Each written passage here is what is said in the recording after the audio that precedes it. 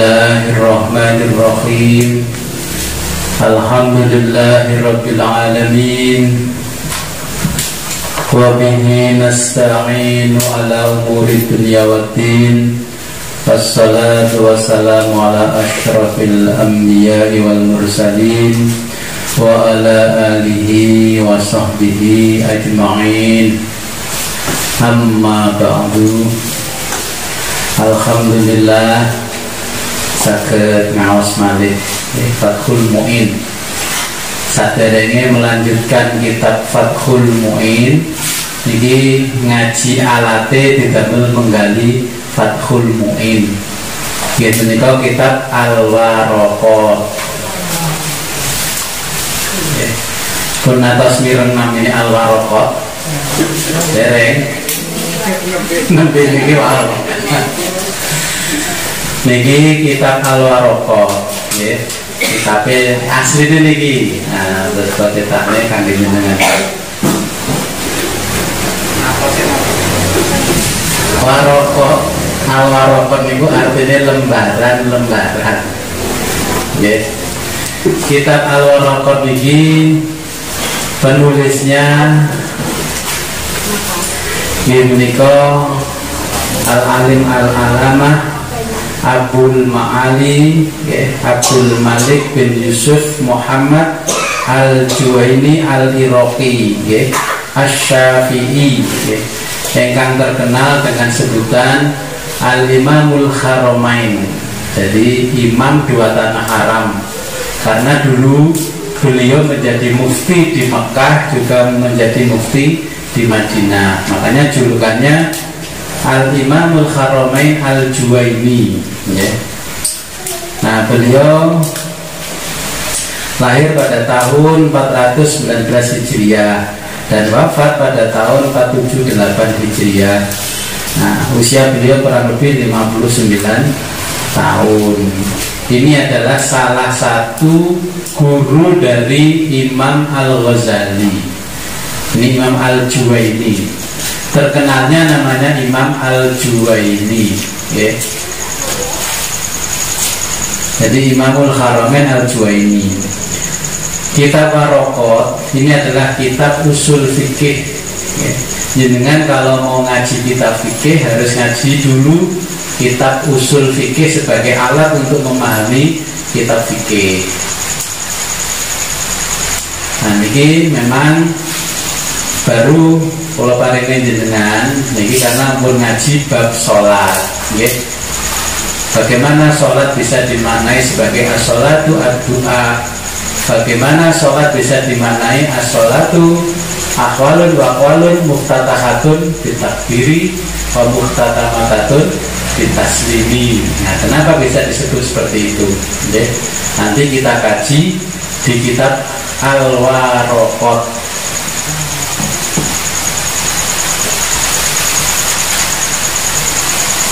Dan ini monggo ngaji mulai Al-Waraqat.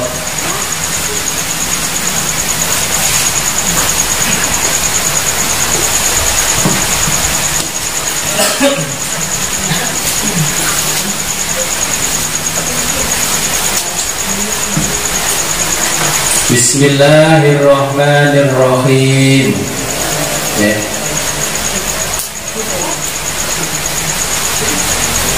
Amma ba'du ya, ini Al-Waraqat.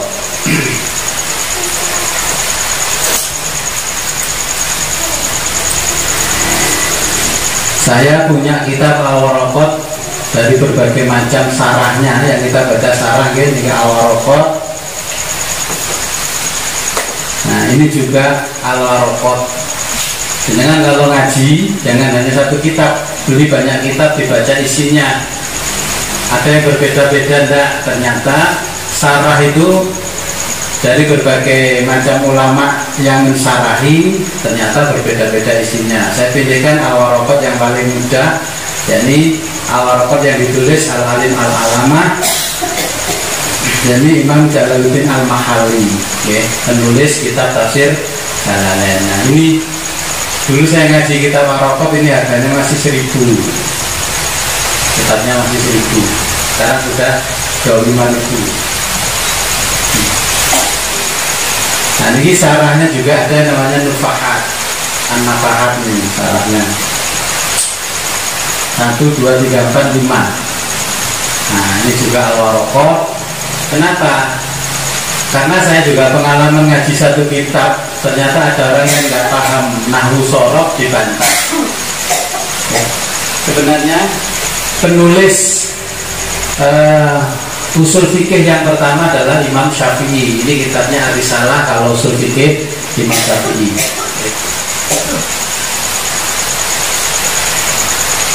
Bismillahirrahmanirrahim.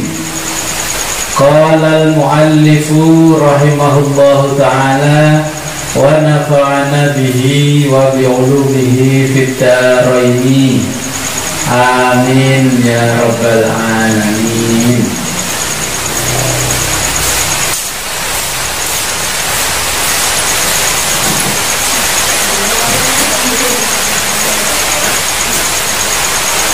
Kanjeng rantos rencana deh.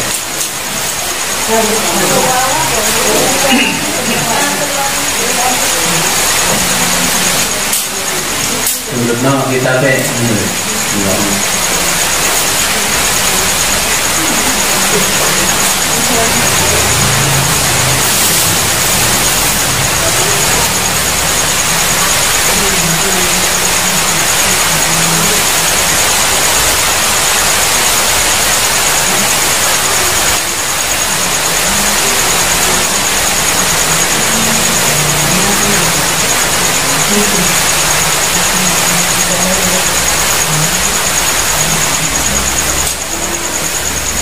Ya, kalau ulangi malih, ini ngaji kitab Al-Waraqat.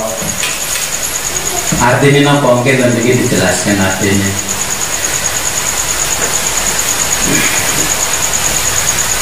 Bismillahirrahmanirrahim. Qala al-muallifu rahimahullahu ta'ala wa nafa'ana bihi wa bi'ulumihi fid dharaini. Amin ya rabbal alamin. Amma ba'du. Ini Imam Al-Juwaini menulis kitabnya tidak lazim seperti ulama-ulama yang lain. Kalau ulama yang lain nulis kitab Bismillahirrahmanirrahim, Alhamdulillahirabbil alamin, wassalatu wassalamu ala asyrofil anbiya. Jadi setelah basmalah membaca hamdalah, mengucapkan hamdalah, terus sholawat kepada Nabi dan pujian-pujian. Tetapi di sini Imam Al-Juwaini tidak menyebutkan itu. Kita husnudon saja kepada beliau, okay?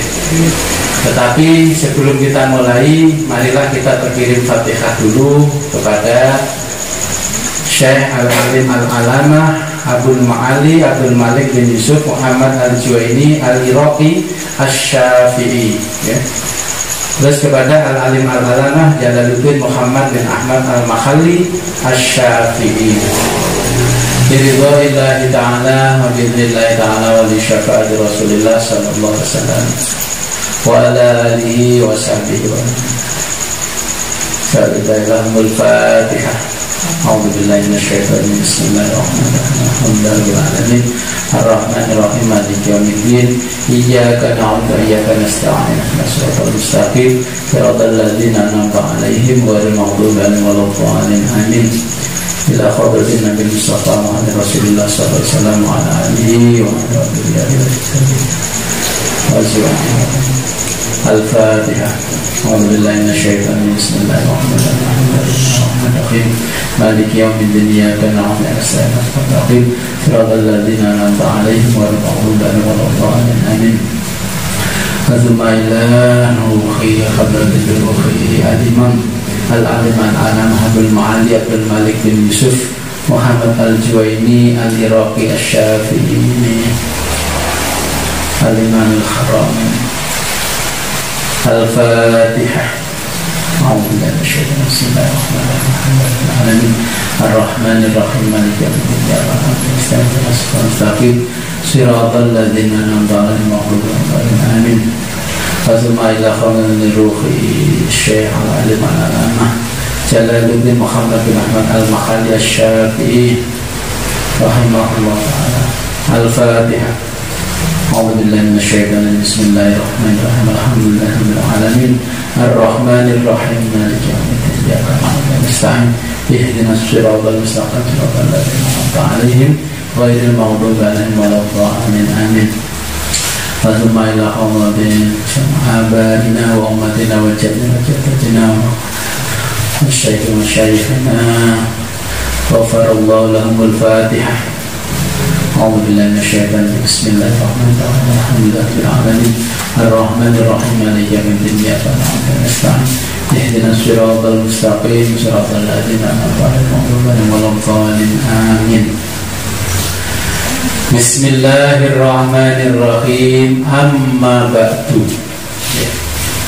Kenapa Syekh Al-Juwaini ini tanpa menulis prolog yang panjang lebar? Karena menurut ilmu mantek dan ilmu balaghah dan yang lainnya, di dalam basmalah itu sudah mengandung puji-pujian. Nah, beliau ini adalah guru besar di madrasah Nizamiyah, Nizamul Muluk. Rajanya yang dulu yang membangun adalah Raja Nizamul Muluk. Beliau ini adalah yang membawa corak keilmuan-keilmuan di zaman Raja Nizamul Muluk. Raja Nizamul Muluk ini adalah wazir yang ada di Irak setelah tumbangnya kekhalifahan Kuwaiti yang menganut madhab Syiah Ismailiyah. Setelah itu Nizamul Muluk yang berkuasa. Nizamul Muluk ini adalah raja yang mengikuti madhab Ahlus Sunnah wal Jamaah.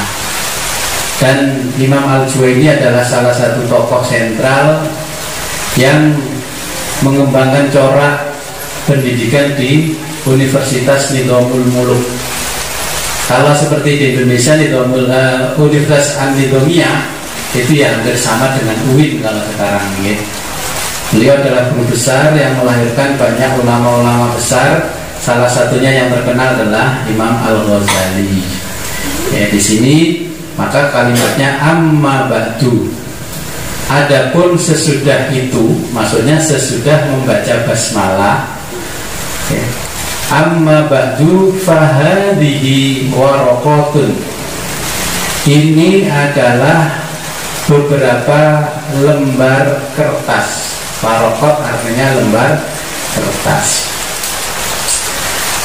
Nanti kalau panjenengan melihat di kitab lain, ini yang ditulis waba'du, bukan amma ba'du. Apa bedanya amma ba'du fahadihi dan waba'du hadihi? Nah, di beberapa kitab ini waba'du hadihi tanpa fahadihi. Kalau yang amma ba'du fahadihi ini namanya multazimatul fa'i. Ya, ini adalah menurut ulama Bashrah mewajibkan harus ada fa setelah amma ba'du hadihi, harus diberi fa, fahadihi. Ini adalah ulama Bashrah. Kalau ulama Kufah ini memperbolehkan tanpa adanya fa. Wa ba'du hadihi. Saya dulu ingat dengan amma ba'du fahadihi, ditanya Gus yang betul itu akhirus sanah apa akhiris sanah? Nah, tergantung ini ikut ulama mana. Kalau jenengan menulis kitab dalam bahasa Arab, kalau ulama Kufah ya wa ba'du hadihi, kalau ulama Bashrah amma ba'du fahadihi. Maka kalau kita mendengarkan khotib itu khutbah, setelah khutbah amma ba'du faya ayyuhal hadirun atau faya ayyuhan nas, nah itu berarti beliau mengikuti apa yang dikatakan oleh ulama Bashrah. Tapi kadang-kadang yang moco ketiga ulama paham madhabnya, pokoknya moco tuku buku kitab khutbah di toko babak itu Nah, giliran yang satunya wa ba'du hadhihi, salah itu. Jenengan kan nanti sudah tahu ketika ada yang wa ba'du, tapi ketika wa ba'du fahadihi, ya berarti salah. Yang betul amma ba'du fahadihi. Kalau wa ba'du hadihi, ya. Nanti eyel-eyelan sebab sama-sama nggak paham. Amma ba'du, anapun sarampunge iku mang maca bismillah, adapun sesudah membaca basmalah, fahadihi waraqatun, mongko tawi iki pirang-pirang lembar kertas, ya. Fahadihi waraqatun, ini beberapa lembar kertas, qalilatun, yang sedikit, ya. Memang kitab ini tidak tebal, ya. Singkat sekali. Kitab matannya cuma 24 halaman. Ini kan saya pilihkan yang sekalian ada syarahnya. Ini halamannya sampai 74. Ya. Tastamilu,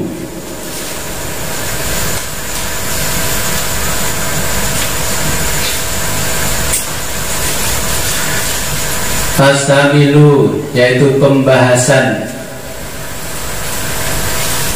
Tastamilu, nah, amma ba'du fahadihi waraqatun, ini adalah beberapa lembar kertas, qalilatun, yang sedikit, tastamilu, yang mengandung pembahasan,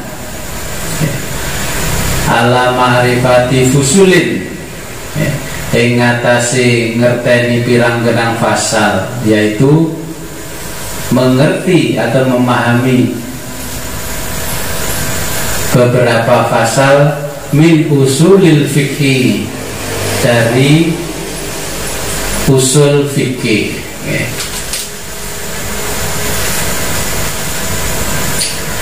Ala ma'rifati fusulin, ing ngatasi ngerteni pirang-pirang fasal min usulil fikih, saking usul fikih, ya.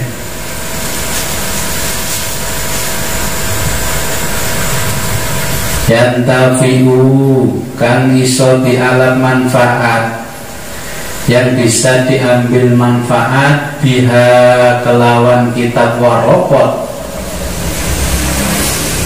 sapa al mubtadi, yaitu mang para pemula, wa ghairihi, lan liyane pemula, ya. Yantafi'u, yang bisa diambil manfaat biha, yaitu kitab waraqat, biha kelawan kitab waraqat, sapa al mubtadi'u, yaitu mang para pemula, ya. Wa ghairihi, lan liyane. Para pemula ini yang dimaksud adalah panjenengan semua oleh Imam Al-Juwaini. Wong jenenge tok karo berarti kan pemula. Dan yang lainnya maksudnya orang-orang yang sudah malang melintang di dunia usul fikih, mungkin, ya, seperti saya dulu ngaji kitab usul fikih beberapa kitab, tapi setelah keluar dari pondok, nah, akhirnya punya profesi lain, ya, lali dengan kitabnya, lupa, akhirnya ngaji lagi, ingat. Makanya wa ghairuhu, ya, biha kelawan waro kitab waraqat, sapa al mubtadi'u, para pemula, wa ghairuhu, lan liyane pemula.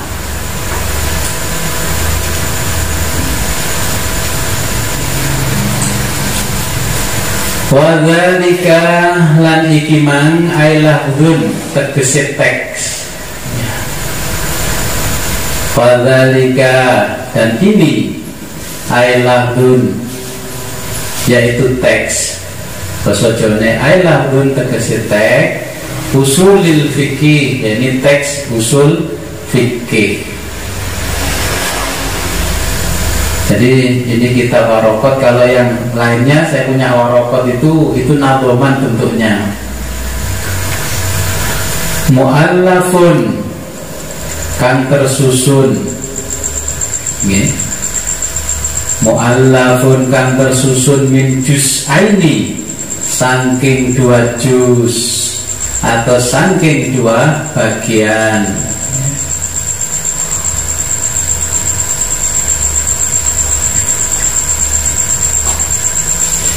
Mufradaini, kedua-duanya mufrad, ya. Jadi tersusun, usul fikih itu tersusun dari 2 bagian, tapi kedua-duanya adalah kalimat mufrad. Mufrad itu apa bahasa Indonesia? Apa? Sendiri, tunggal. Bahasa Indonesia kalimat tunggal atau kalimat jamak. Kalau ini mufrad, ya. Kedua-duanya mufrad. Nah, kalau di kitab lain tidak ada ahadahuma usulun wal akhirul fikih. Okay. Kitab yang lain langsung mufradaini minal ifradi. Okay. Ahadahuma, okay, salah sijine teko karune juz'aini wa mufradaini, yaiku usulun, yaiku mang lafaz usul. Okay. Wal akhiru lansing liyane akhir al fikhu, yaitu mang lafaz fikih.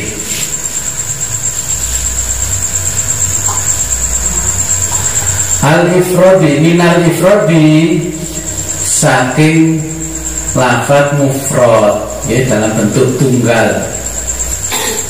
Minal ifradi saking mufrad. Al-muqabili, yaitu kang dadi antonim. Apa antonim?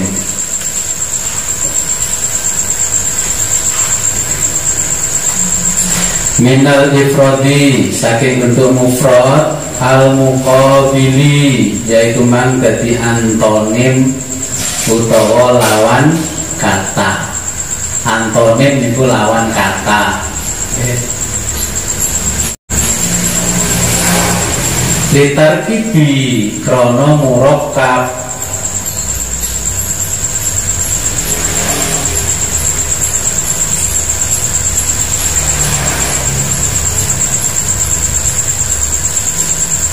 lat tasniyati, bukan bentuk tasniyah, okay. Wal jam'i, dan bentuk jamak.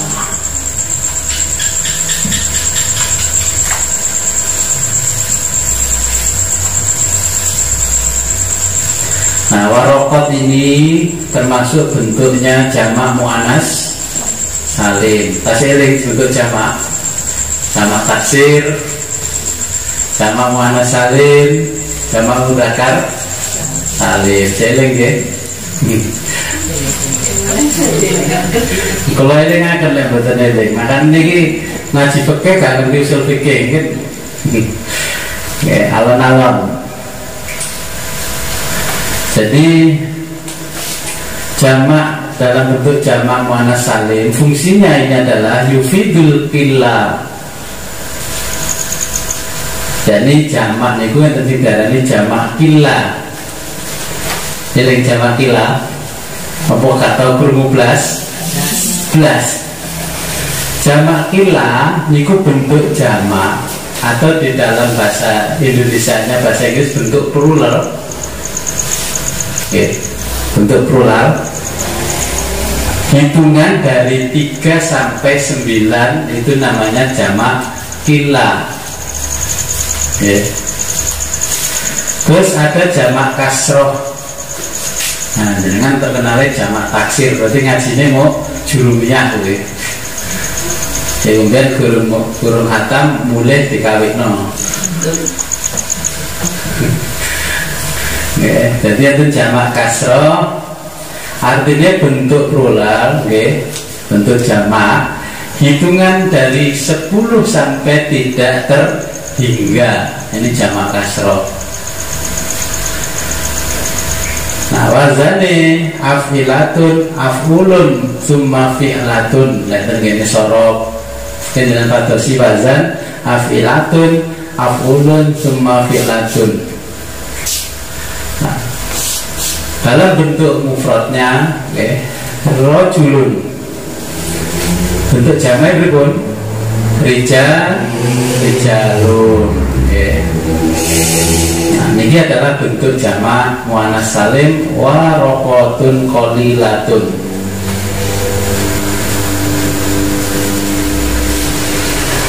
Murakkab. Nah, murakkab niku napa?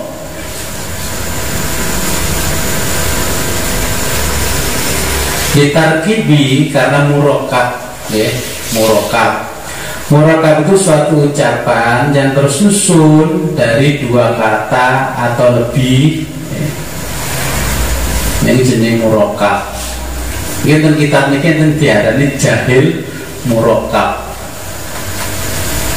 Murakkab jadi suatu ucapan yang tersusun dari dua kata atau lebih yang memiliki arti yang sempurna.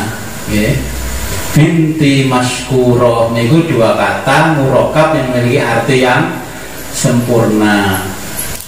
Nurus syamsi,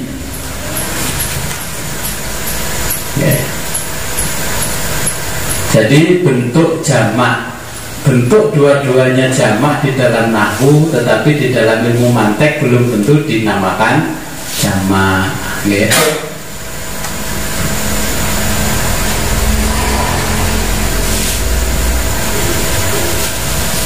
Nah, seperti nama Abdul Jalil, Abdul sendiri, Jalil sendiri. Itu kan terdiri dari dua, tapi itu menurut ilmu mantek bukan artinya jamak, tapi tetap artinya mufrad.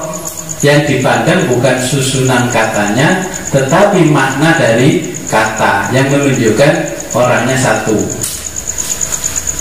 Lulu solekan. Terdapat dua kata, lu'un dan soleh. Nah, itu kan bukan jamak kalau menurut ilmu mantek.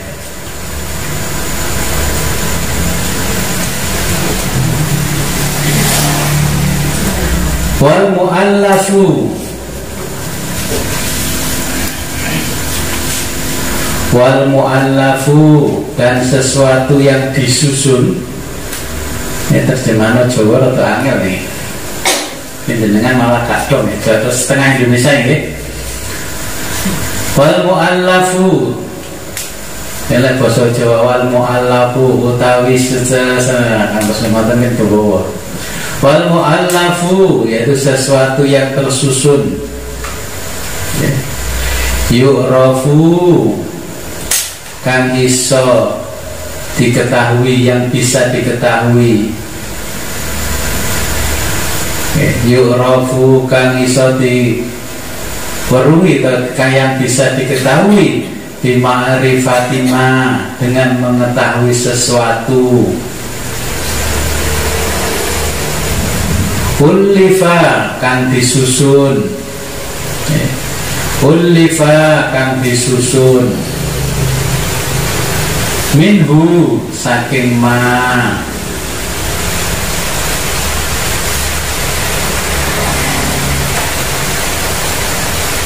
Fal aslu, mongko tawi,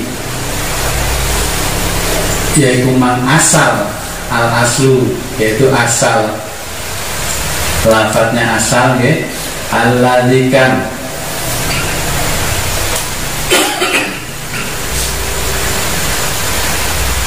huwa mufradun, yaitu mang asal iku mufradul juz'il awal, yaitu bentuk mufrad bagian pertama.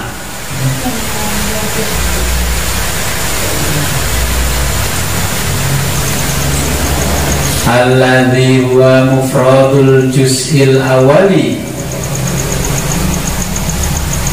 yaitu bentuk mufrad bagian yang pertama.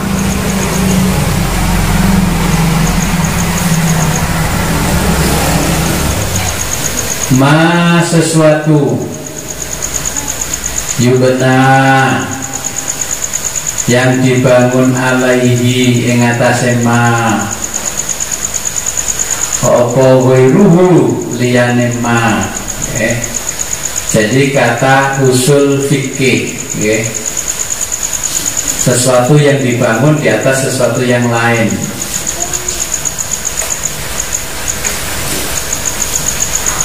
ka aslil jidari kaya asale tembok, ka aslil jidari kaya asale tembok, ai asasihi tegese pondasine. Monggo benar. Jadi kata usul fikih itu sama dengan seperti tembok berdiri berasal dari pondasinya. Kalau tidak ada pondasi berarti tidak ada tembok. Wa asli syajarati, wa asli syajarati.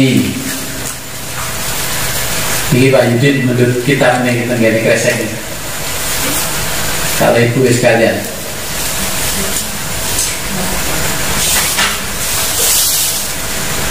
wa asli syajarati kaya asale wit-witan to pepohonan,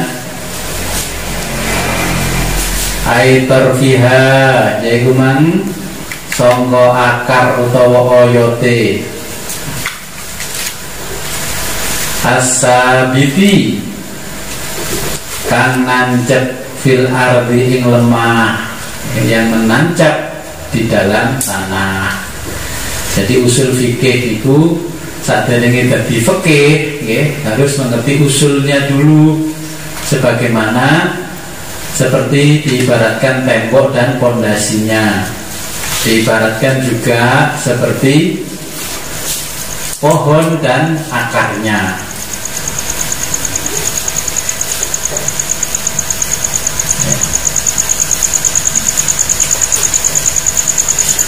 Wal far'u, sedangkan kata furu, furu cabang, istilah fikih furu, ini kan diterjemahkan bahasa Indonesia. Wal far'u, sedangkan kata furu, alladzi huwa, alladzi kan huwa yang memang furu, iku muqabilul asli, furu.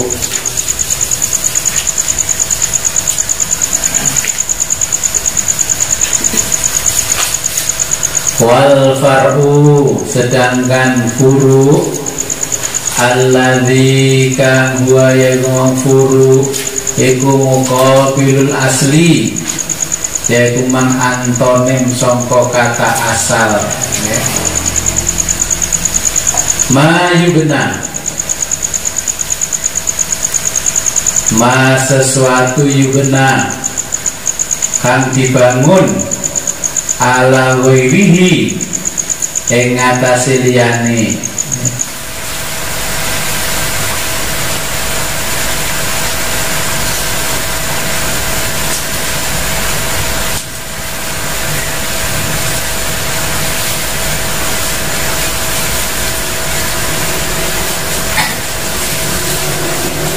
Ala ghairihi, yaitu di atas yang lain. Kafuru isyajaroti, yaitu mangkoyo cabange, kafuru isyajaroti seperti cabang pohon, koyo pange wit-witan. Li asliha, yaitu mang di atas pangkalnya.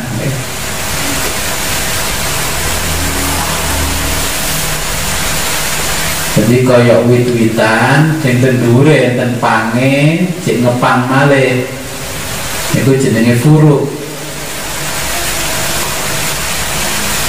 Furu'il fikih, dan seperti cabang fikih, furu'il fikih, dan seperti cabang fikih, li usulihi, di atas usulnya.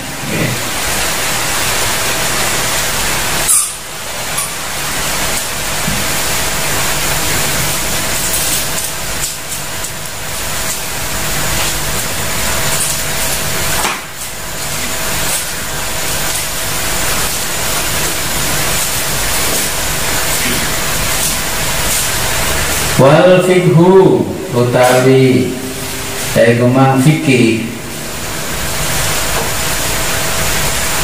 Sing wau juz awal namanya usul ya. Wal fiqhu utawi kata fikih alladzi kang huwa ya alladzi iku al juz usani, jadi bagian yang kedua ya.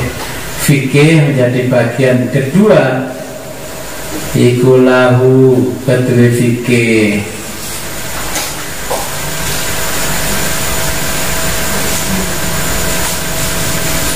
makna lughawiyu utawi arti bahasa fikih memiliki arti bahasa wa huwal fahmu, yaitu faham atau mengerti ya. Jadi fikih menurut arti bahasa apa bedanya? Kemarin kan lughatan, ini mana lughawi arti bahasa. Kemarin terminologi dan etimologi, sekarang lughawi makna bahasa okay.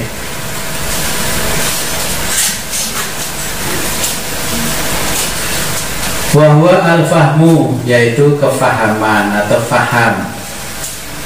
Wa makna syar'iyu, dan fikih memiliki makna syarak, sesuai syarak.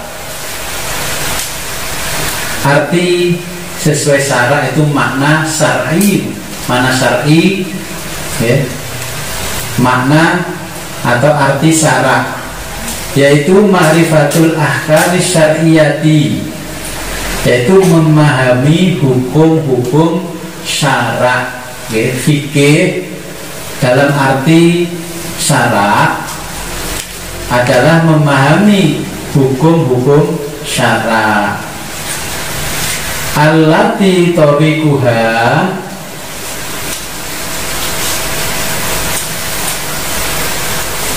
allati tariquha, allati kan tariquha melalui jalan, yang melalui jalan apa? Yaitu mang al-ijtihadu, ijtihad. Jadi fikih ini menurut makna syar'i artinya memahami hukum-hukum syarak ya, yaitu melalui jalan ijtihad. Jadi kalau jenengan ngaji kitab fikih berarti isinya itu adalah semuanya bentuk ijtihad dari para ulama. Nah, ulama-ulama ini mengikuti ulama-ulama sebelumnya. Seperti contohnya kalau kita bermadzhab Syafi'i berarti garis besarnya mengikuti madzhabnya Imam Syafi'i. Contohnya kal ilmi, seperti pengetahuan okay. Mengetahui bi annan niyata. Nah ini tadi ben gak salah paham, gak gagal paham. Kal ilmi kaya pengetahuan bi annan niyata krono setuhune rumang niat fil wudu'i ing dalam wudu iku wajibatun, wajib. Terus ora usah niat, gak niat wis ngerti Gusti Allah golek kowe wudu. Nah, berarti gak ngerti usul fikih, gak ngerti yang namanya tembok itu di bawahnya ada fondasi. Okay. Jadi yang meletakkan hukum bahwa setiap mau wudu harus niat dulu, bentuknya namanya wajib. Nah, ini adalah fikih. Yang bisa mengeluarkan begini adalah sang mujahid ya. Makanya perlu ngaji. Terus kan nanti yang poso ya serusah niat terus ngerti lagi bulan Ramadan ya. Kalau ilmi seperti pengetahuan bi anna niyata, sesungguhnya niat itu fil wudu'i di dalam wudu itu wajibatun, wajib. Nah, wudu sebelum wudu wajib berniat ya. Wa annal witro, dan seperti sholat witir ya. Iku mandubun, yaitu sunnah ya. Sing ngerti lek witir niku sunnah niku karena fikih. Qiyamul lail, sholat tahajud tahajud itu sunnah apa wajib? Sunnah. Bagi Nabi Muhammad itu adalah wajib, tapi umatnya bentuknya sunnah. Wa anna niyata lan setuhune kumang niat minal laili setengah saking bengi sebagian malam, iku syartun dadi syarat fi saumi Ramadhana, di dalam poso Ramadan.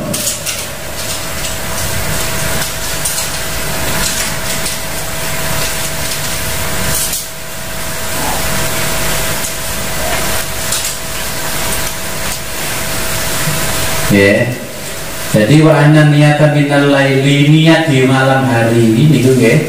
Indonesia kan mesti imame mari tarawih langsung mengucapkan kalimat niat. Nawaitu somal ghadin an adai fardhi syahri ramadhana hadhihi sanati fardhillahi ta'ala. Dan mengucapkan itu menjadi wajib di malam-malam bulan Ramadan, karena ini bagian dari usul fikih yang sudah menjadi bentuk fikih. Yang tahu kenapa harus wajib itu adalah ulama yang ahli di bidangnya. Orang-orang yang bisa berijtihad inilah yang mengerti, sehingga pengetahuannya dibukukan di dalam bentuk kitab fikih. Wa anna zakata, dan setuhuni zakat iku wajibatun wajib fi malis sobiyi, yang dalam hartane anak kecil. Nah, anak kecil wajib enggak? Ada anak kecil, orang tuanya meninggal, punya warisan 1 triliun, 2 triliun, nah, atau 1 miliar, wajib nggak mengeluarkan zakat? Nah, ini harus mengerti usul fikih. Bagi Imam Syafi'i itu wajib mengeluarkan zakat, karena memandang dalilnya zakat sebagai keumuman, siapapun yang punya harta melebihi 1 nisab wajib mengeluarkan zakat. Tetapi yang wajib mengeluarkan zakat bukan anak kecilnya, yaitu walinya, itu yang wajib mengeluarkan. Tapi Imam Abu Hanifah tidak mewajibkan, karena masih dipandang belum mukallaf, belum cukup umur. Nah, masing-masing mengerti asal dan usulnya dari fikih. Ghairu wajibatun, yaitu ora wajib fil khullil mubahi, ing dalem perhiasane wong wedok. Nah, kongkon zakat mau dibentuk emas batangan tapi dirubah menjadi perhiasan. Tapi kalau orang sudah ngaji usul fikih, niatnya perhiasan tadi untuk investasi, bukan untuk perhiasan, berarti wajib mengeluarkan zakat. Masa ini butuh investasi rentengan sampai ugel-ugel tangan, berarti niatnya gak perhiasan, niatnya investasi, tapi digawe ngalor betul. Bakal khotlah tan koyo mateni bimu sakolin, kelawan gawe benda tumpul. Jadi membunuh orang dengan benda tumpul, diduduk watu, dikepuk kayu, yujibu wajib al-kisoso, yang di kisos. Orang yang membunuh orang lain dengan benda tumpul wajib di kisos. Wanahwi dzalika lan contone dan contoh-contohnya lainnya min masailil khilafi, dari problem-problem atau permasalahan-permasalahan yang berbentuk khilafiyah. Masalah siji dipermasalahkan itu namanya khilafiyah. Min masaili, saking permasalahan-permasalahan utawa saking pira-pira masalah al khilafi kang den masalahake nggih. Di khilafima, jadi masih banyak permasalahan-permasalahan yang masih menjadi khilafiyah.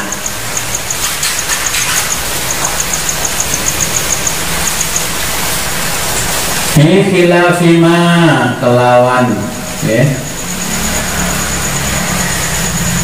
Khilafima kelawan beda halnya. Khilafi kelawan beda halnya. Malaisa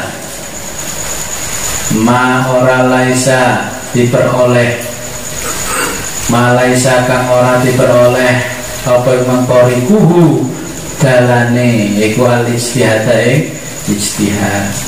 Perselisihan akhirnya berselisih pun tidak menemukan jalan ijtihad, tak bersama-sama tidak menemukan dalilnya, makanya saya berselisih. Kal ilmi, yaitu seperti mengetahui bi'anas sholawatil khomsi, yaitu mengetahui bahwa sholat 5 waktu iku wajibatun wajib ya. Ini nggak perlu diperselisihkan. Kalau sholat 5 waktu nggak perlu menjadi bentuk fikih, karena sudah dari sananya tuntunannya menjadi wajib. Wa anna zina, dan seperti zina, wa anna zina lan kaya zina iku muharramun diharamake ya, diharamkan.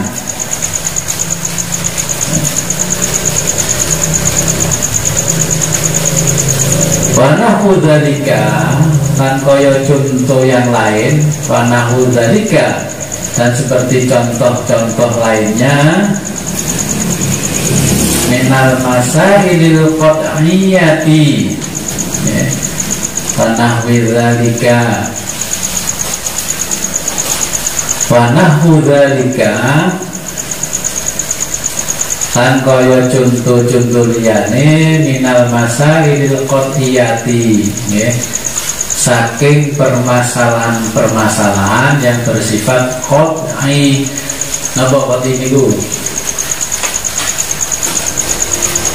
Ingat perlu jelasnya qat'i, dhanni. Qat'i niku sing dalile jelas. Ya.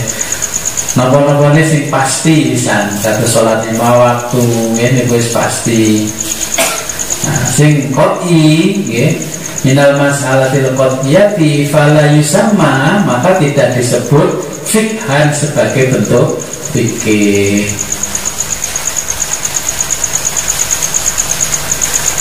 Jadi dengan maka harus bisa membedakan, oh ini sudah qat'i, ini dhanni masihan. Akhirnya dimasukkan ke dalam ranahnya fikih. Fala yusamma lan ora diarani atau tidak disebut fikhan, yaitu fikih.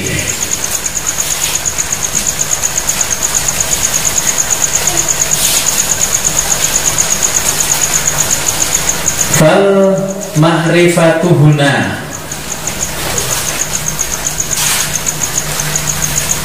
mongko utawi ya, fal ma'rifatuhuna yang dimaksud dalam definisi ini ya, ma'rifat takrif, kemarin kan takrif. Fal ma'rifatuhuna yang dimaksud dalam definisi ini ya,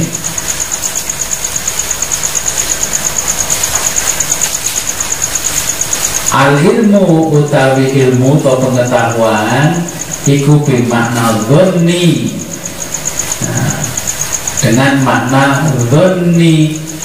Dhanni apa? Dugaan, masih dugaan. Singkatannya begini, dugaan itu, kalau panjenengan memiliki ilmu ya, pertama dugaan yang sifatnya 100% kebenarannya namanya yakin. Yakin itu dugaan yang sifatnya keyakinan kebenarannya 100%. Kalau dhanni itu kebenarannya masih bersifat 75%. persen itu don.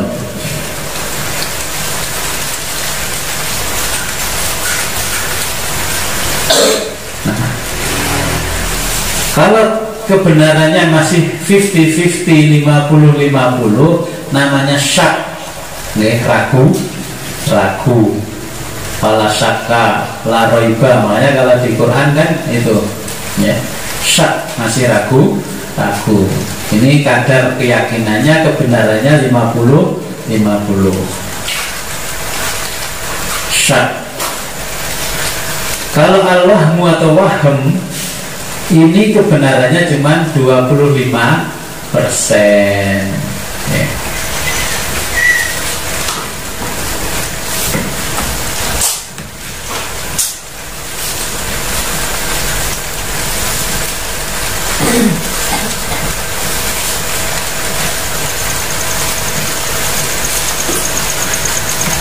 Nah, di dalam kitab Al-Waraqat ini ada kata usul dan ada kata fikih.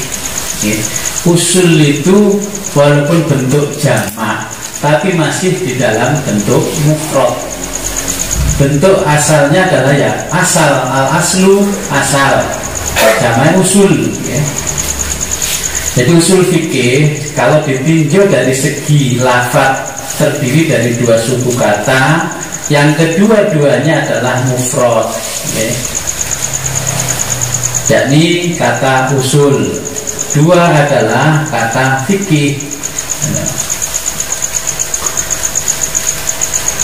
Nah, mufrad di sini memiliki beberapa pengertian.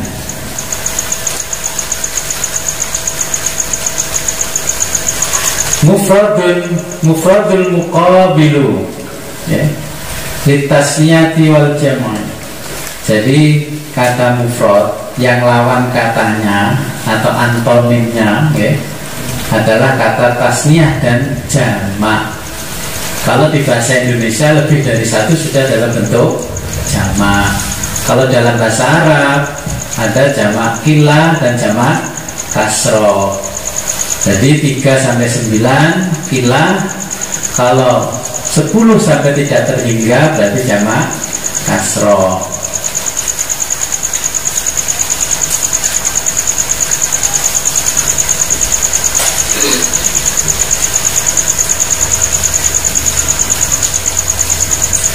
Nah, pengertian dari kata-kata di sini mufrad, al-muqabil li tarkib, merupakan mufrad dalam pengertian ilmu mantik. Ini bukan dalam pembahasan ilmu nahwu. Seperti contohnya namanya Gus Dur itu Abdurrahman Wahid. Kalau diterjemahkan pretelan kan nggak bisa kalau nahwu. Itu kalau menjadi di dalam ilmu mantik, walaupun tersusun dari beberapa kata yang memiliki bentuk jamak, tapi tetap dianggap mufrad. Karena di dalam ilmu mantik yang dipandang adalah orangnya hanya satu, walaupun namanya panjang. Okay. Apalagi anak sekarang kan namanya bisa 5 suku kata, itu tetap dianggap sebagai bentuk mufrad.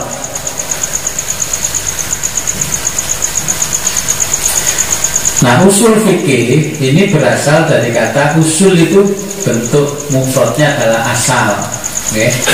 Al-aslu. Maka secara lughawi yaitu sesuatu yang adanya perkara lain dibangun di atasnya, makanya bentuknya usul. Seperti asalnya tembok yaitu pondasi, okay? Asalnya pohon yaitu akar yang berada di dalam tanah.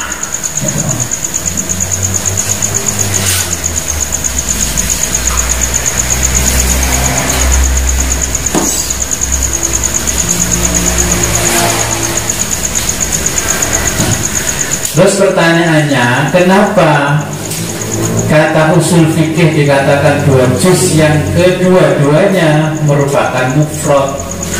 Oke. Itu dengan catat, kenapa usul fikih dikatakan 2 juz, ya, 2 bagian yang kedua-duanya berbentuk mufrad, tunggal. Nah, semestinya memandang usul fikih sebagai nama ilmu, Maka kata-kata yang benar adalah usul fikih merupakan dua juz yang kedua-duanya dihukumi satu mufrad karena usul fikih.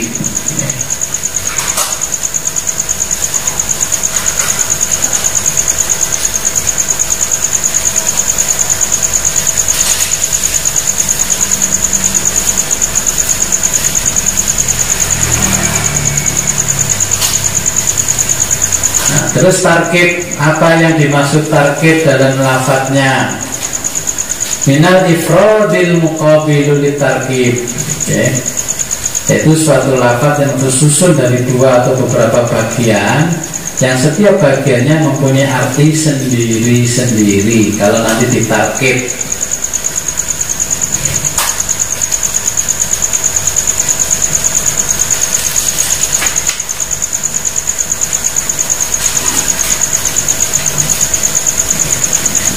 Nah, sekarang saya berikan contoh yang sekarang lagi banyak dipermasalahkan dan dibahas oleh orang tidak selesai-selesai, ya.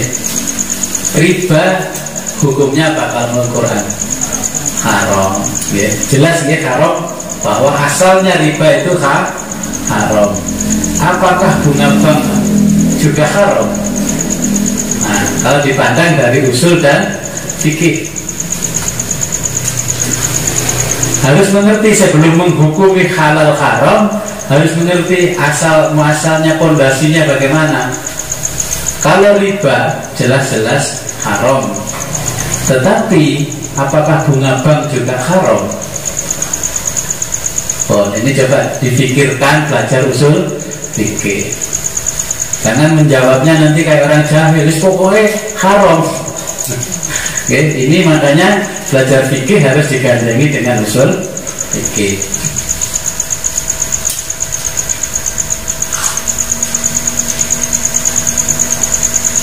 Saya dulu diundang untuk membahas bunga bank haram apa halal.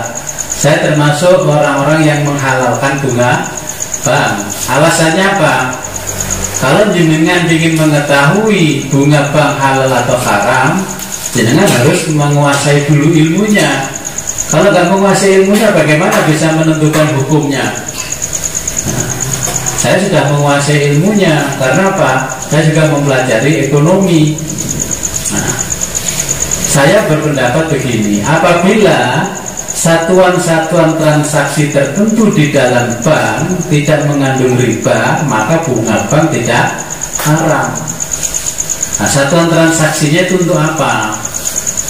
Nah, itu banknya bisa menjelaskan, Pak, ini saya bunga sekian karena satuan transaksi saya di dalam perjanjian kredit bayar notarisnya berapa, pajaknya berapa, ininya berapa, itu saya masukkan ke dalam golongan bunga bank.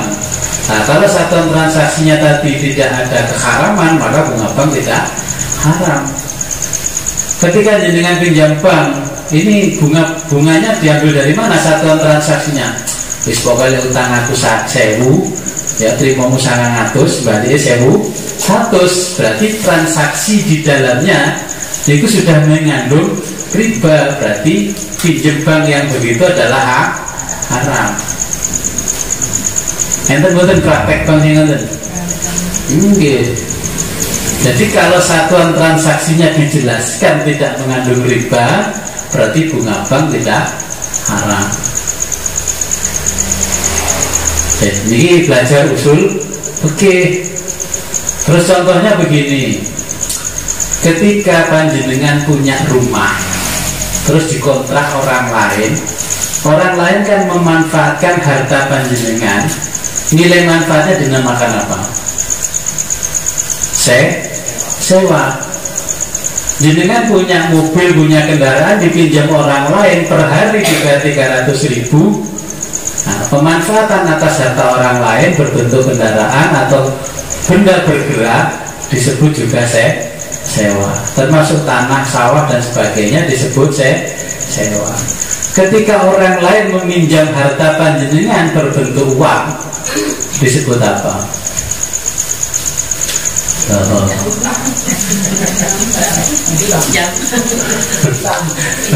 Nah, makanya terus kira-kira perlu memberikan sewa kan enggak?